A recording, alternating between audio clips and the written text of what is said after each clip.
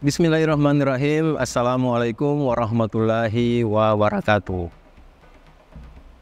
Alhamdulillahirabbil alamin. Allahumma salli ala sayyidina Muhammadin wa ala alihi wa sahbihi wa salim ajmain. Alhamdulillah, kami dari Yayasan Rubatul Khairat Kota Ternate di bawah pimpinan Al-Habib Abdurrahman bin Kamil As-Sagaf. Sementara ini kami lagi membangun gedung pondok pesantren Rubatul Khairat Madrasah Al-Ulya yang sementara dibangun, ya. Gedung lantai 3. Kami sangat membutuhkan dana infak dan sedekah dari jamaah bapak-bapak dan ibu-ibu. Bagi yang mau berinfak untuk melanjutkan pembangunan gedung pondok pesantren, bisa ditransfer di rekening Bank Syariah Indonesia atas nama Yayasan Rubatul Khairat. Nomor rekening 7235639526. Terima kasih.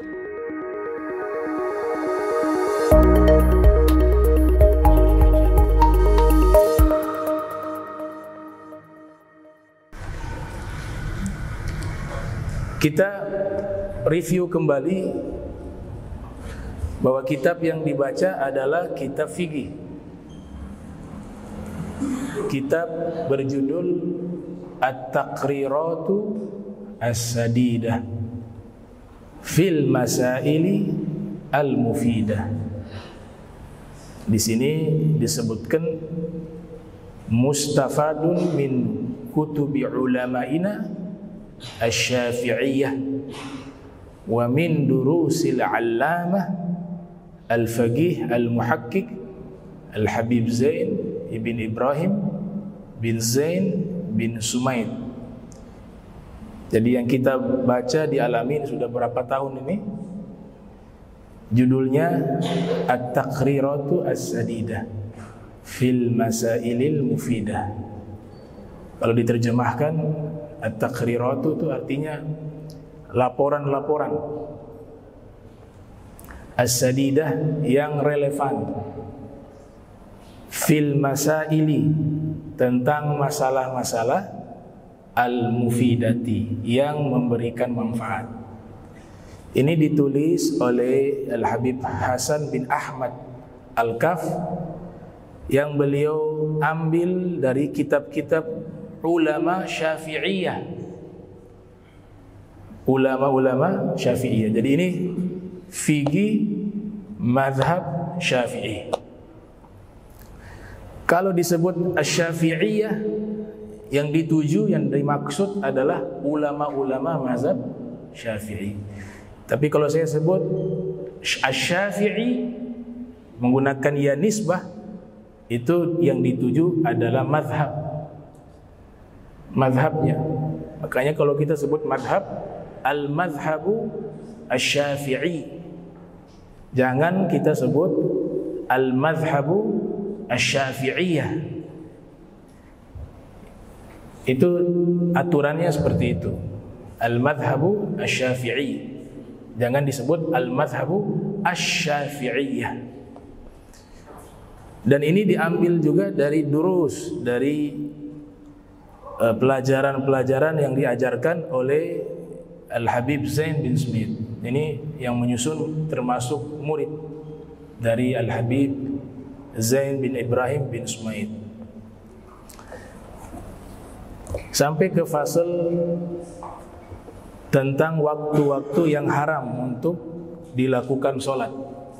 Waktu-waktu yang haram untuk dilakukan sholat. Nah, ilmu-ilmu semacam ini, ulama menjelaskan bahwa ilmu itu ada beberapa hukum. Ada ilmu yang hukumnya wajib dipelajari, ada ilmu yang hukumnya sunnah dipelajari, ada ilmu yang hukumnya haram dipelajari. Ilmu yang haram dipelajari diantaranya ilmu sihir. Sihir itu satu bidang ilmu. Yu'allimuna an-nasa sihra. Di dalam Al-Quran mereka di situ kembali ke syayatin. Setan-setan itu yang mengajarkan manusia ilmu sihir. Makanya setelahnya itu fayata'allamuna, dalam tafsir ya, mereka belajar kepada setan ilmu sihir. Nah, berarti sihir itu adalah satu bidang ilmu, dan ilmu yang semacam ini hukumnya haram. Ada ilmu yang sunnah, ilmu-ilmu yang bisa mendatangkan maslahat baik secara pribadi juga kepada orang lain. Ilmu-ilmu tajribah, matematika, itu anjuran. Ilmu biologi yang memberikan manfaat bagi manusia, ilmu geologi, ilmu kedokteran fardu kifayah. Di satu daerah tidak ada dokter, dianggap berdosa.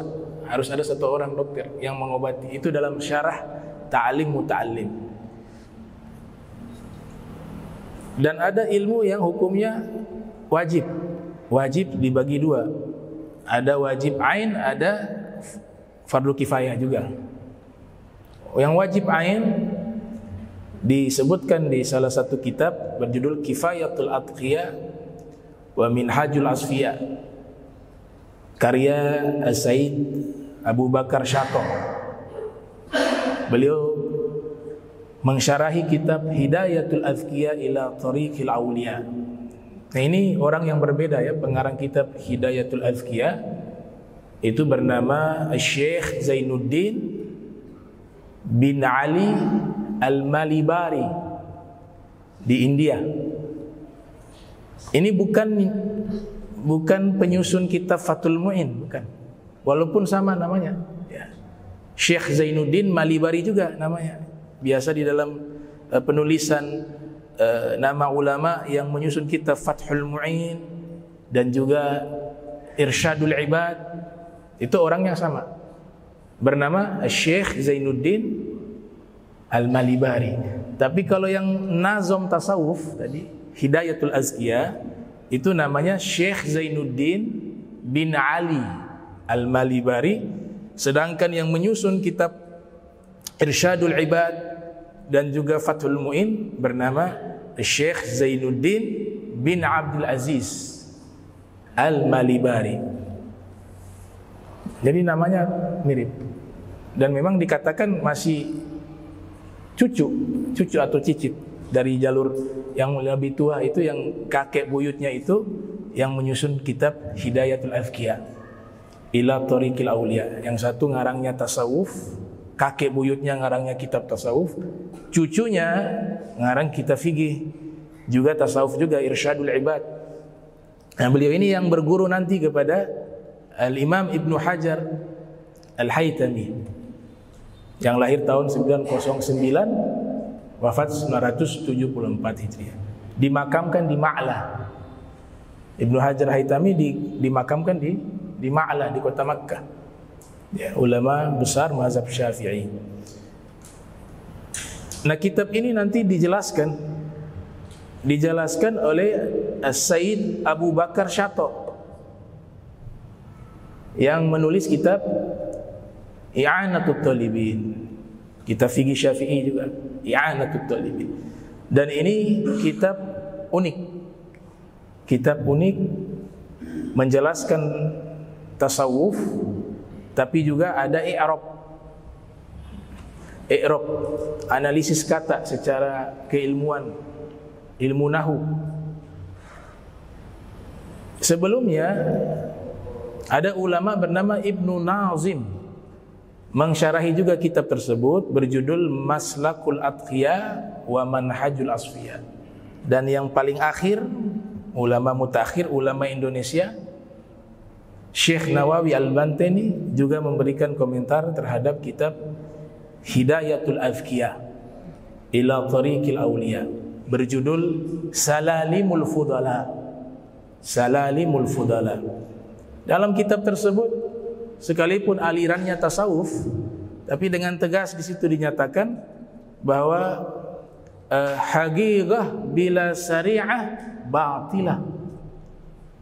Ilmu hakikat tanpa syariat hukumnya batil. Hukumnya batil. Bahkan dikatakan syariah kasafina, syariatun kasafina, wat tariqah kal bahr, thumma haqiqah dur ghala. Syariat itu diibaratkan perahu atau kapal, sedangkan tariqah itu adalah lautan, dan hakikat itu adalah mutiara yang ada di dalam laut. Kita bisa mendapatkan mutiara, kita harus menggunakan kapal karena nanti menyeberangi, berlayar di lautan. Dan adanya kapal harus adanya laut, karena kalau tidak ada lautan dia tidak bisa berlayar. Lautan itu tariqah, dan hasil daripada itu menyelami di dasar lautan, dia dapati mutiara. Itulah hakikah, kata beliau di dalam kitab Kifayatul Atqiya. Disebutkan ilmu yang wajib di dalam kitab Kifayatul Atqiya, yaitu al-ilmu alladhi yusahhihu al-ibadah, wal ilmu alladhi yusahhihu al-aqidah, wal ilmu alladhi yuslihu al-qalba. Ilmu yang wajib yang pertama, ilmu yang memperbaiki ibadah kita. Ibadah kita mulai dari solat, sebelum solat bab taharah, bab solat, setelah itu bab zakat, bab puasa, bab haji, umroh dan haji, dan fikih muamalah, fikih munakah, fikih jinayah dan seterusnya. Nah, ini yang wajib, fardu ain. Disebut oleh ulama-ulama usul fikih al-ilmu bil ahkami asy-syar'iyyati al-amaliyati al-muktasab min adillatiha at-tafsiliyah. Ilmu fikih adalah satu bidang ilmu tentang hukum-hukum syariat yang diamalkan, diambil dari dalil-dalilnya yang terperinci. Itu disebut ilmu fikih. Ilmu ini wajib. Kalau tadi fardu kifayah, ilmu hadis, ulumul Quran, sekelompok orang sudah memperdalam ilmu itu, gugur kewajiban bagi kaum muslimin lainnya. Itu khusus para ulama yang mendalami ilmu tersebut. Tapi kalau yang ini masing-masing kita wajib. Mulai dari toharo sampai kewajiban kita, yaitu ibadah haji maupun umroh, itu wajib masing-masing pribadi, fardu ain. Itu yang dimaksud dalam hadis Rasul riwayat Ibnu Majah yang lahir tahun 209 wafat 273 Hijriah, talabul ilmi faridatun ala kulli muslim. Menuntut ilmu hukumnya wajib bagi setiap muslim. Itu yang dimaksud ilmu yang fardu ain. Atau di dalam Sahih Al-Bukhari, al-ilmu qabla al-qawli wal amali. Ilmu sebelum berucap dan beramal. Ini fardu ain. Ilmu yang kedua yang wajib, al-ilmu alladhi yusahhihul aqidah. Ilmu yang memperbaiki urusan akidah kita, keyakinan kita kepada Allah Ta'ala. Ya, di dalam terminologinya disebut al-ilmu bi itsbati al-aqaidi ad-diniyati al-islamiyati bil adillati an-naqliyah wal aqliyah allati tuzilu kulla syak. Ilmu akidah adalah ilmu yang menetapkan keyakinan-keyakinan agama Islam dengan dalil-dalil yang meyakinkan, baik dalil tersebut adalah kutipan nas maupun dalil akal rasional, yang fungsinya tuzilu kulla syak, menghilangkan seluruh keraguan. Itu hukumnya juga wajib, tapi tidak dianjurkan at-tabahur fi hadzal ilm. Memperdalam sedetail mungkin ilmu ini, itu justru dilarang oleh ulama. Cukup saja yang sudah disusun. Kita tahu Allah al-wujud, kemudian disebutkan sifat wajibnya Allah, sifat mustahilnya Allah, sifat jaiznya Allah, sifat wajibnya para nabi, sifat mustahilnya para nabi, sifat jaiznya para nabi. Nah, ini masuk kepada ilmu akidah, ilmu kalam. Ilmu yang wajib yang ketiga disebut al-ilmu alladhi yuslihul qalb, ilmu yang memperbaiki hati. Ya, disebut ilmu akhlak, ilmu tasawuf, tasawuf akhlaki. Di dalam kitab Tabaqatul Awliya yang ditulis oleh Al-Imam Ibnu Mulaqqin yang lahir tahun 723 Hijriah, wafat 804 Hijriah, di situ disebutkan ya terminologi ilmu tasawuf akhlak ini atau ilmu tasawuf secara umum itu keterangannya sangat banyak. As-Suhrawardi mengatakan ada 1000 definisi.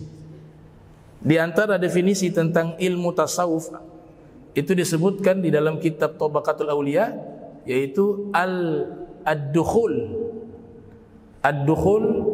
fi kulli khuluqin sani wal khuruj min kulli khuluqin dani. Yang disebut dengan ilmu tasawuf adalah masuknya ke dalam diri kita akhlak terpuji dan keluarnya akhlak buruk dari dalam hati kita. Itu disebut tasawuf.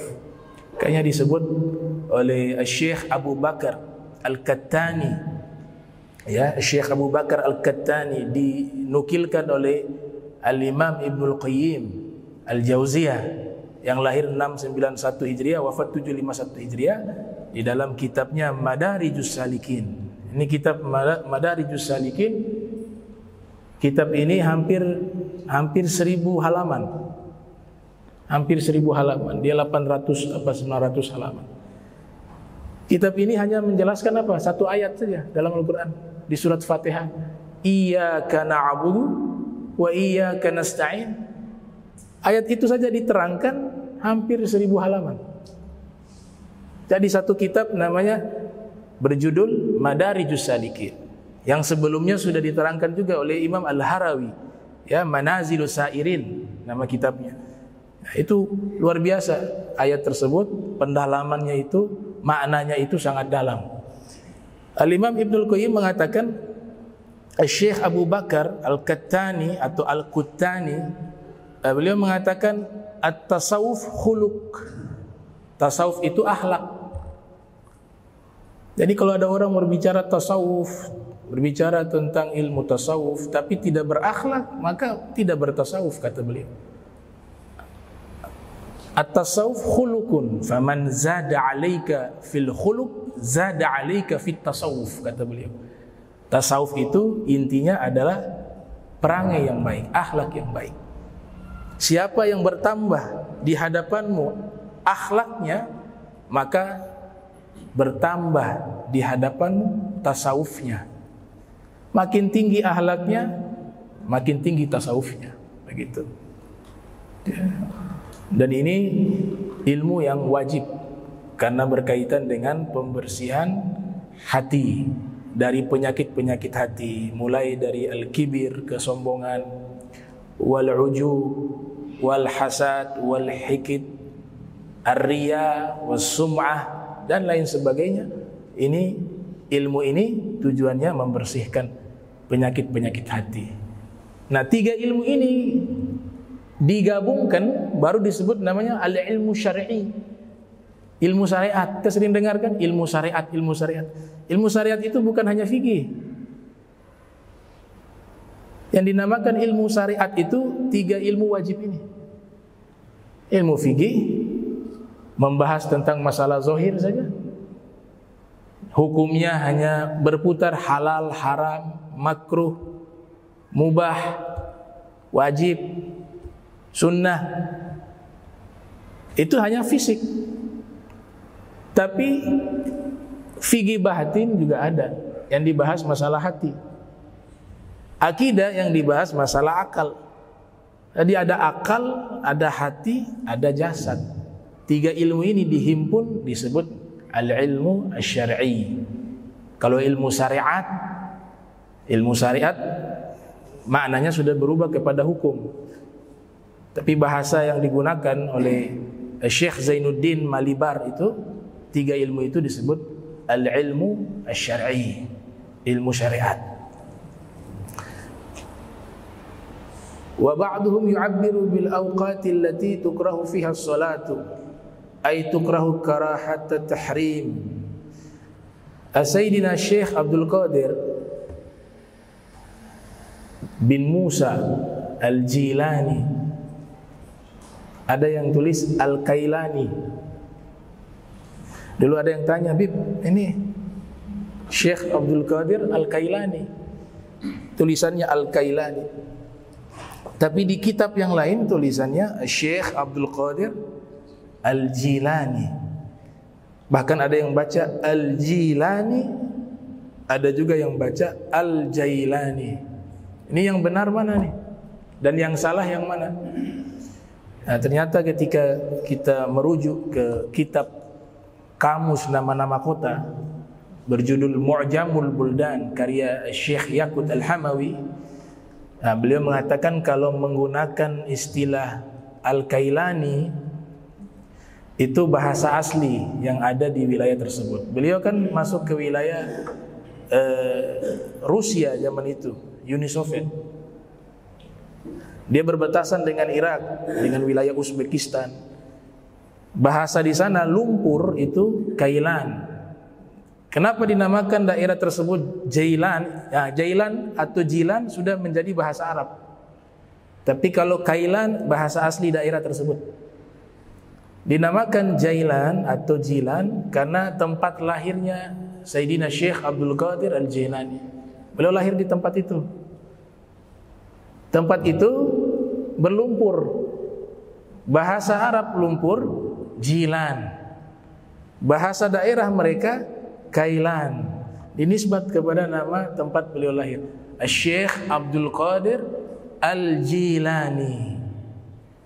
Itu nisbat kepada tempat lahir atau tempat tinggal. Kan banyak ulama yang terkenal justru yang dikenal itu nama tempat lahir dan tempat tinggal. Nama aslinya kadang-kadang tidak dihafal. Seperti siapa? Al-Imam Al-Bukhari. Al-Bukhari bukan nama beliau. Bukhara, tempat beliau lahir.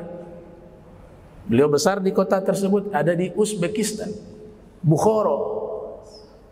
Terkenalnya Al-Imam Al-Bukhari. Dan banyak sekali yang lahir di Bukhara, itu banyak. Ibnu Sina juga dilahirkan di wilayah tersebut, Bukhara. Ada juga Syekh Abu Bakar Al-Bakkalani. Syekh Abu Bakar Al-Bakkalani, bukan Al-Bakkalani. Syekh Abu Bakar Al-Kalabadhi yang menulis kitab At-Ta'arruf ala Madhab Ahli Tasawuf, itu lahir di Bukhara. Ada yang terkenal dengan nama Imam An-Naisaburi. Naisaburi nama tempatnya, bukan nama aslinya, nama tempatnya. Jadi ada yang terkenal membawa nama kota, ya. Ada yang terkenal nisbat dengan julukan. Seperti kalau julukan itu ada kunyah, ada laqab, ya, Abu Ja'far, At-Tabari nama tempat. Ada yang terkenal dari namanya. Ada yang terkenal menggunakan nama kaki buyut. Imam Syafi'i. Asy-Syafi'i bukan nama beliau, tapi leluhur beliau. Jadi macam-macam itu terkenal, ada yang lewat nama tempat tinggal, ada nama asli, ada julukan, ya. Ada juga ulama yang selevel dengan Syekh Abdul Qadir Al-Jilani. Ada Imam Al-Ghazali juga nama tempat. Al-Imam Malik namanya yang terkenal, Imam Malik bin Anas. Al-Imam Ahmad namanya yang terkenal, Al-Imam Ahmad bin Hanbal. Al-Imam Abu Hanifah julukannya yang terkenal Abu Hanifah. Kunyah namanya Nu'man. Dan ada juga ulama Mereka ini semua ini ulama besar. Kalau kita mau yakini mereka para aulia. 4 mazhab ini aulia kulluhum. Tapi ada kalanya ulama-ulama ilmunya itu mengalahkan magom kewaliannya. Imam Syafi'i itu ilmunya lebih terkenal dibanding wilayahnya. Tapi alim, ilmunya yang manfaat. Tapi kalau Syekh Abdul Qadir Al-Jailani, kewaliannya mengalahkan ilmu. Orang lebih kenal beliau sebagai seorang wali. Padahal beliau ulama besar juga, ahli dalam 2 mazhab, mazhab Syafi'i dan mazhab Hambali. Itu Ibnu Hajar Al-Asqalani mengatakan kana yufti alal madhhabain atau kama qala, beliau berfatwa dengan 2 mazhab, kata Al-Imam Ibnu Hajar Al-Asqalani. Baik. Syekh Abdul Qadir Al-Jailani pernah mengatakan, beliau kelahiran tahun 470 Hijriah, wafat 561 Hijriah. Beliau mengatakan, ma wasaltu ilallahi ta'ala bi qiyami lailin wala siyamin naharin, walakin wasaltu ilallahi subhanahu wa ta'ala bil karam wat tawadhu'i wa salamati sadr. Saya tidak mencapai ke derajat kewalian di sisi Allah Subhanahu wa taala sebab banyak solat malam dan puasa di siang hari. Ini kalimat sebenarnya menunjukkan bahwa beliau itu ahli tahajud, beliau itu ahli puasa, tapi amalan ini bukan menjadi andalannya. Tetap harus dilakukan, tapi bukan menjadi andalan dalam amalnya sehingga Allah mengangkat dia sebagai seorang wali. Tapi itu amalan salah satu yang mengantarkannya. Tapi yang membuat saya sampai kepada Allah, kata beliau, adalah bil karam, sifat kedermawanan, wa tawadhu, rendah hati, wa salamatus sadr, dan selamat hati.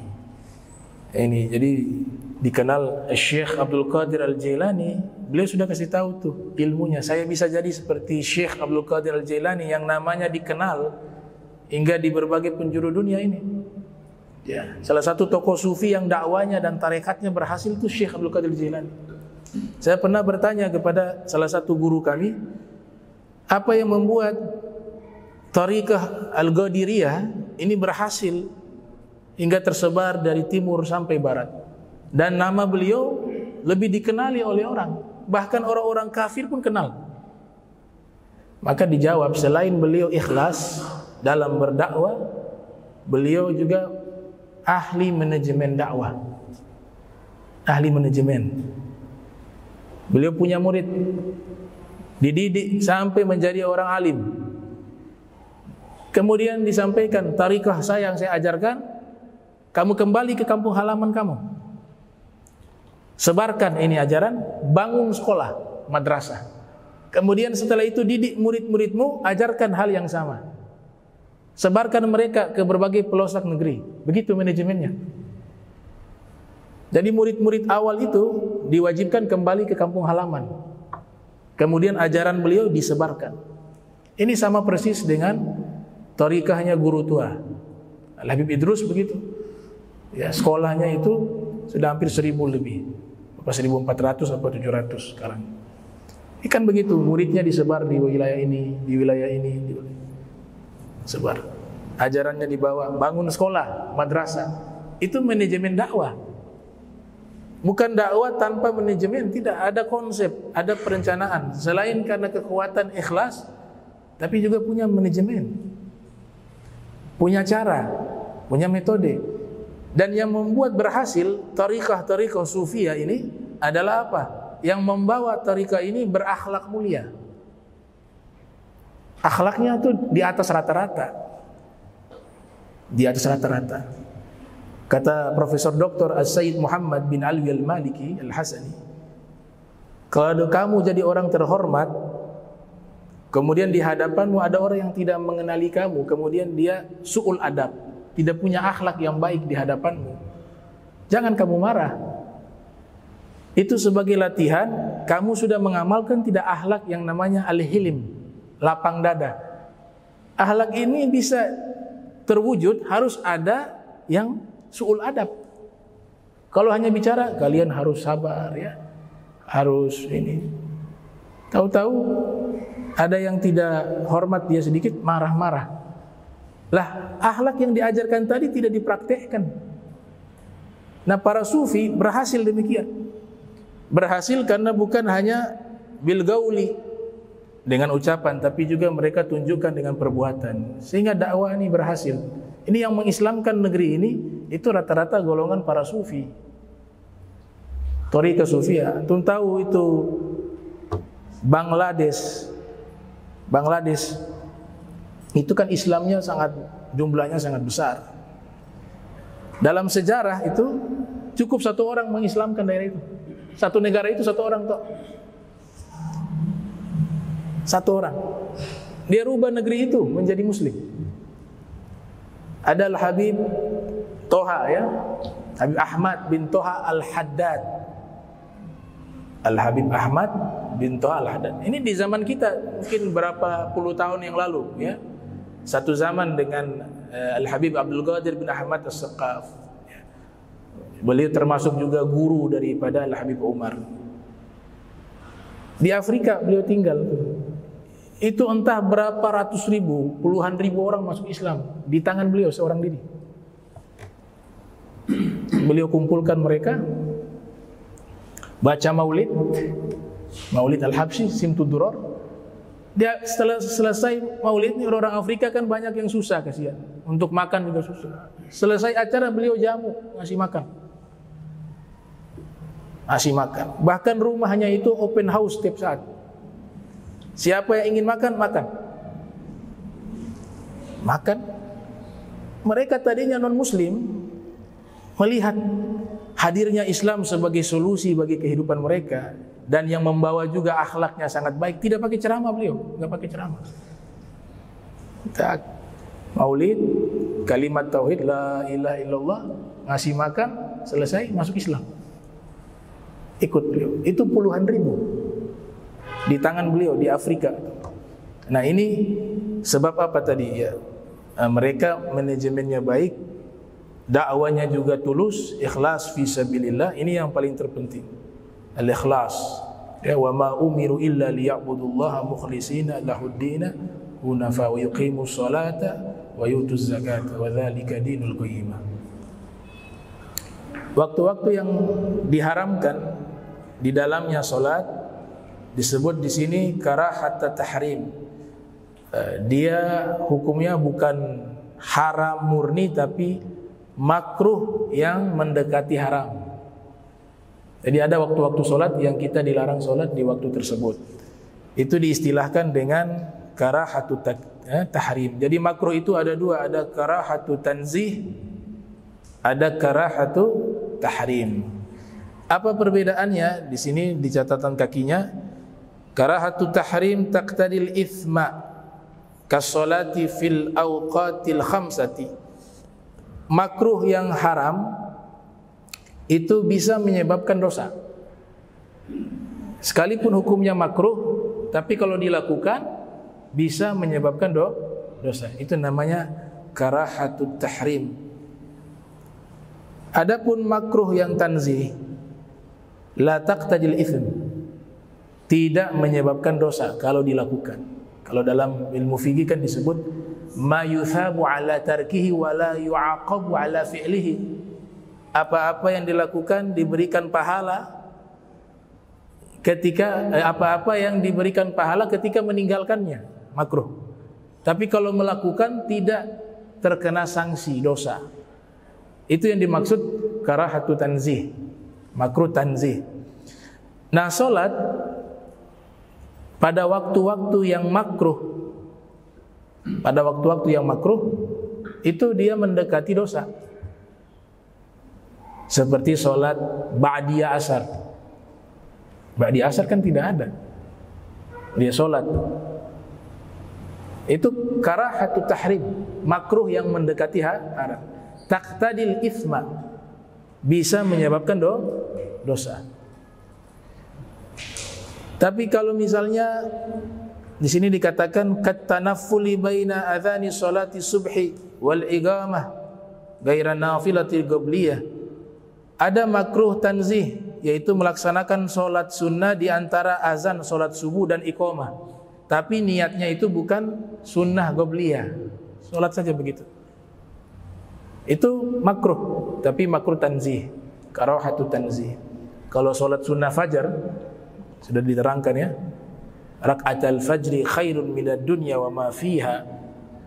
Imam Ghazali dan beberapa ulama mengatakan dia solat yang independen, solat yang tersendiri. Dia bukan qobliyah subuh. Dia 2 rakaat ketika fajar muncul, solat sunnah fajar namanya. Tapi mayoritas ulama mengatakan ya solat sunnah fajar itu sama dengan qobliyah subuh. Tidak ada bedanya. Jadi ada 2 pendapat. Dan ini kasus yang sama dengan solat duha. Solat duha dan solat asyuruk atau solat al-isyraq, solat ketika matahari terbit 16 menit kata Habib Zain bin Smith setelah matahari terbit. Itu sebagian ulama mengatakan yaitu solat duha. Solat duha ya solat syuruk ya solat duha, sama, huwa. Tapi pendapat kedua mengatakan tidak. Solat duha itu solat yang tersendiri, solat syuruk juga solat yang tersendiri. Bagaimana cara menyikapi? Ya silakan pilih saja. Yang penting solat. Jangan sibuk solat fajar yang berkelahi solat fajar, berkelahi solat syuruk, solat subuh yang wajib ditinggal.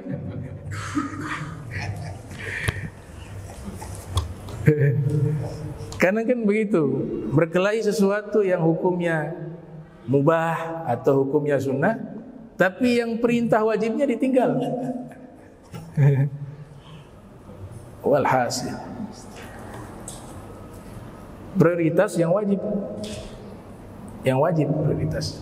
Sunnah menyempurnakan. Kalau para fuqaha mengatakan ada kekurangan-kekurangan di solat wajib kita itu, ya, dan itu pasti kita punya kekurangan ketika melaksanakan solat wajib.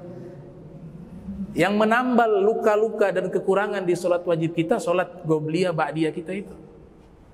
Makanya jangan juga ditinggal. Dia menyempurnakan kekurangan solat wajib kita, qobliyah ba'diyah.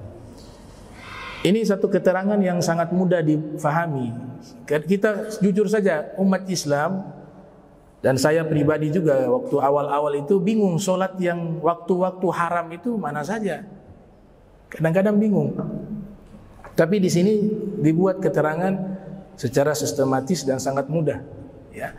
Beliau mengatakan di sini waktu-waktu yang dimakruhkan solat itu ada 5. Ada 5 waktu yang makruh kita melaksanakan solat.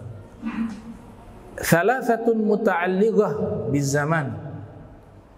Yang 3 ini berkaitan dengan masalah zaman, masalah waktu.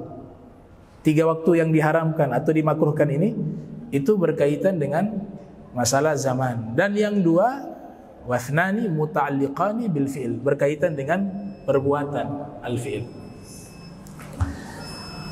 Al-awqatu thalathatul ula al-muta'alliqatu bizaman. Waktu-waktu yang 3, yang pertama yang berkaitan dengan zaman, ya. Berarti yang pertama kan ada 5 nih. Yang 3 ini berkaitan dengan zaman. Waktu-waktu yang dilarang kita solat sunnah atau melakukan solat tertentu. Ada solat-solat nanti dibahas juga yang sebabnya mutaakhir, yang sebabnya mutakaddim, yang muqaranah, berbarengan, itu nanti ada keterangannya.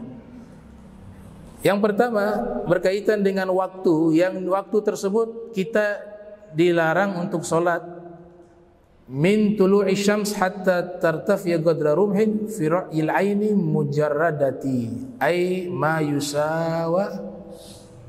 yusawi ya sitta asyara daqiqatan. Yang pertama di saat terbitnya matahari. Ini waktu, berarti waktu terbitnya matahari hingga dia terangkat seukuran tombak. Selama ini kita pahami ukuran tombak, padahal hitungan tombaknya, bukan matahari seukuran tombak tingginya, bukan. Tombaknya ini hitungannya berapa? Di sini diterangkan tombak itu rata-rata 4 derajat dan 1 derajat 4 menit. Berarti dijumlahkan 4 kali 4 sama dengan 16 menit. Matahari waktu naik 16 menit. Setelahnya, nah itu sudah masuk waktu dibolehkan sholat. Sholat syuruk boleh. Sholat duha juga boleh. Sholat duha juga sudah boleh itu.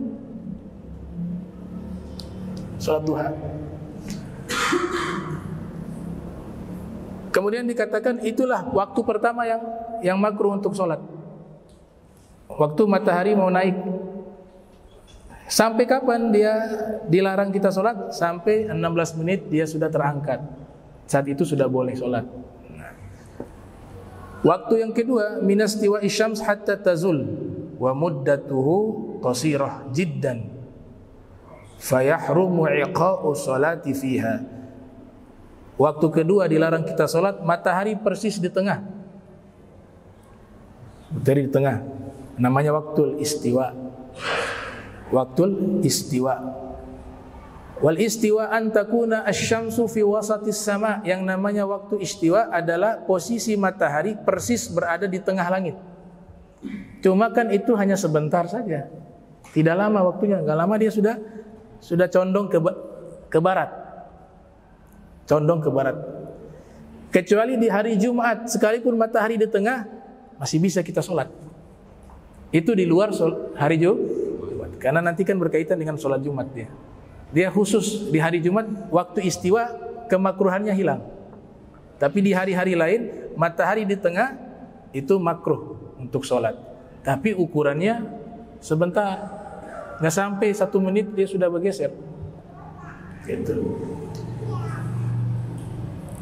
Yang ketiga, waktu yang ketiga berkaitan dengan waktu yang haram yang ketiga, al-isfirar hatta tagruba. Menguningnya matahari selesai asar. Itu waktu yang makruh untuk sholat. Sholat sunnah ya. Menguningnya matahari hatta tagruba, hingga matahari tenggelam. Masuk waktu maghrib. Ada qobliyah maghrib. Qobliyah maghrib ada. Tapi kalau pakai ucapan ulama gaul jadid, ada gaul qadim ya. Kemarin kita bahas bahwa kalau gaul jadid itu justru cepat. Gaul qadim itu lama. Gaul qadim lama waktu maghribnya. Kita di Ternate pakai gaul jadid. Gaul jadid itu cepat waktu maghrib selesai.